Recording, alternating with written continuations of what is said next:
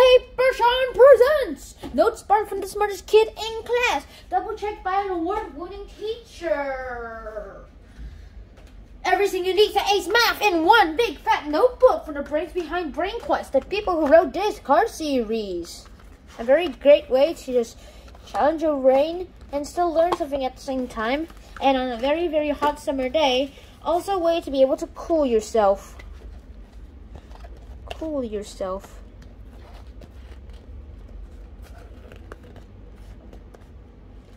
Yep, pretty much you can cool yourself with it.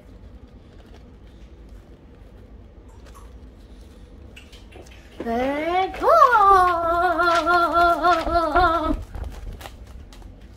yep, that didn't work as well as the last episode. So, let's get started with Unit 4, Geometry, Part 2. Angles, quadrilaterals, and area. Well, let's get started already. What are we waiting for? Oh well, angles. So, firstly, what is an angle? An angle is formed by two rays with a common endpoint.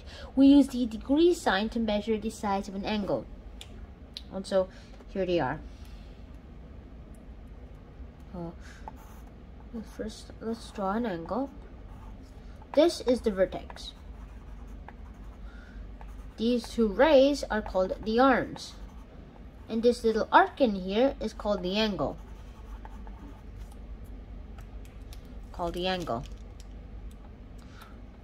And then the three most famous angles are the right angle, which are 90-degree angles, the 180-degree angle, which is also called a straight angle, and the 360-degree angle, the full rotation angle.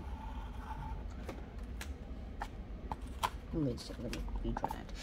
The full circle angle, or sometimes called the full rotation angle.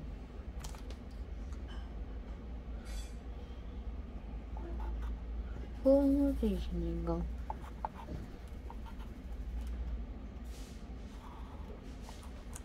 And basically, that's it. Alright, now let's quickly do a breakdown of the different types of angles. Acute angle, less than 90 degrees. Obtuse angle, greater than 90 degrees. This dotted line represents the 90-degree part. The right angle, obviously you already know this. The complementary angles. Now this is very interesting. It's where two angles share the same vertex and are when combined together equal to 90 degrees. So in this case, angle A and angle B are complementary angles because they combine to make a right angle. Supplementary angles. Those are two angles that combine together to create a 180-degree angle. In this case, the angle A and angle B make the 180-degree angle, so they're supplementary. Alright, and here's the interesting part. Adjacent angles. Basically, these are two angles that when put together, they are next to each other.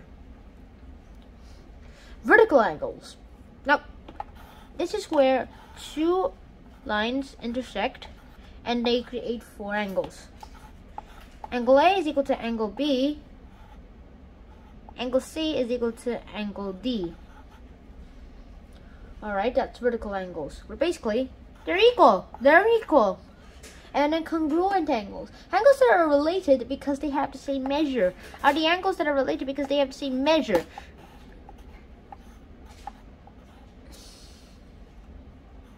And we can use the congruent sign to note that they are congruent angles. So, angle A and angle B. Angle A is congruent to angle B. Simple enough, is it? And this is one of the ways you can just use to find out about all these angles for a very, very long time. You'll eventually find out more if you start reading the book. Alright. Let's go with quadrilaterals. Okay, another graph here, please. Alright. So, firstly, let's go with the names first. Let's go for parallelogram. Now here's an example of a parallelogram. Alright, so that's a parallelogram. And here are the characteristics. Opposite sides are parallel and equal in length.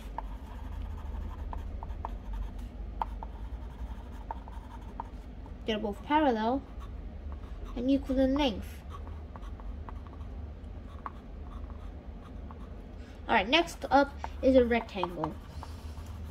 And here is an example of one. Okay, so a rectangle. A rectangle is a parallelogram where all four sides form right angles. It's also a type of parallelogram.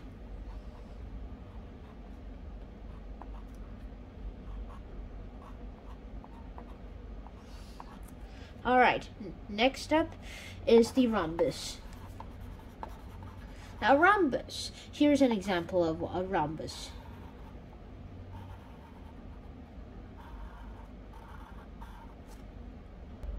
Alright, the rhombus is a parallelogram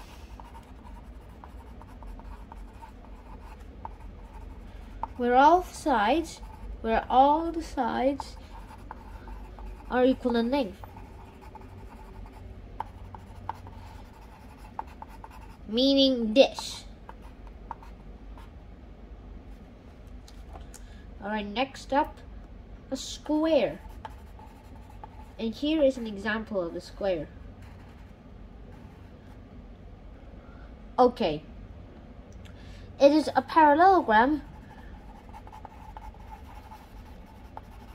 where all sides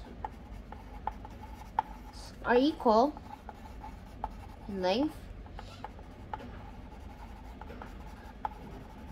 and all sides form right angles.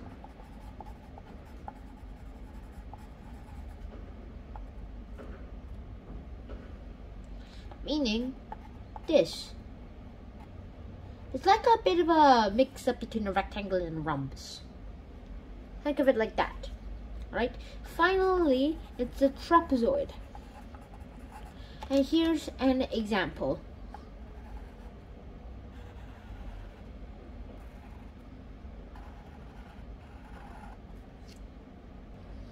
Alright, so here's a trapezoid. And it has exactly two parallel sides, which are called base 1 and base 2. Basically, base 1 and base 2. These sides do not have to be equal in length.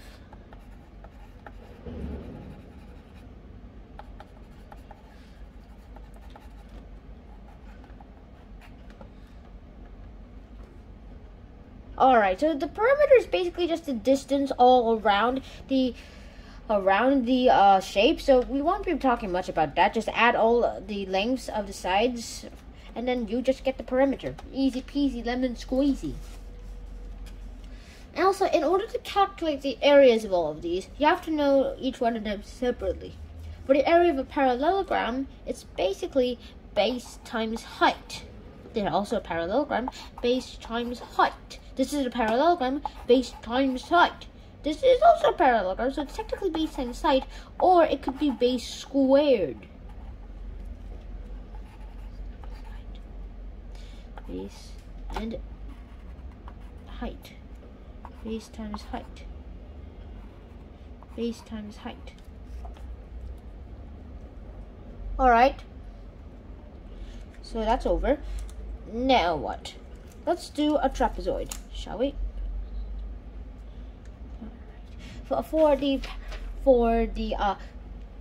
Oh yeah, for the area of a trapezoid, in actuality, we calculate trapezoid much more like a rectangle or square. So if we cut the trapezoid in half horizontally, the height of each part is now half of what it was when we flip one part over, and now it looks like a parallelogram. We've cut the height in half and put the base together to get a full length, and which is how we end up with this formula. Cut here and put it here. I'm too lazy to actually do it myself, not actually draw it myself. So the formula is actually the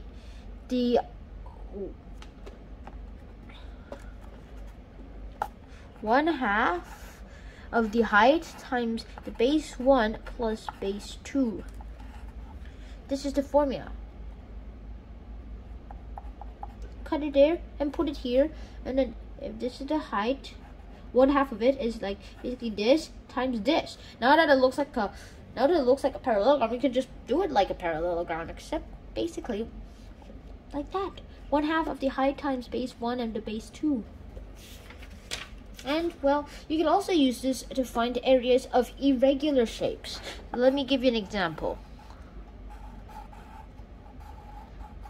Let's say there's this shape. Actually, let me redraw that shape.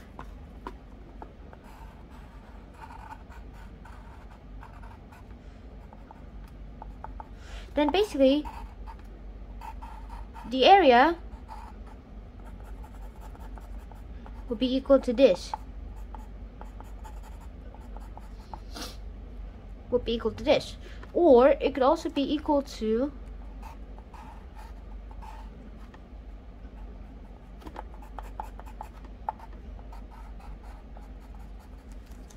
and now that that's that, there is nothing else to actually do.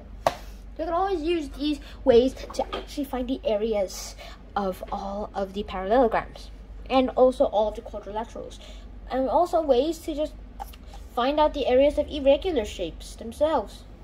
So now that that's over, I just hope you learned something new in this episode. And if you did, please smash the subscribe button, hit the like button, share it, and see you guys in the next episode. Coming up, part 3. See you then. None out. Peace.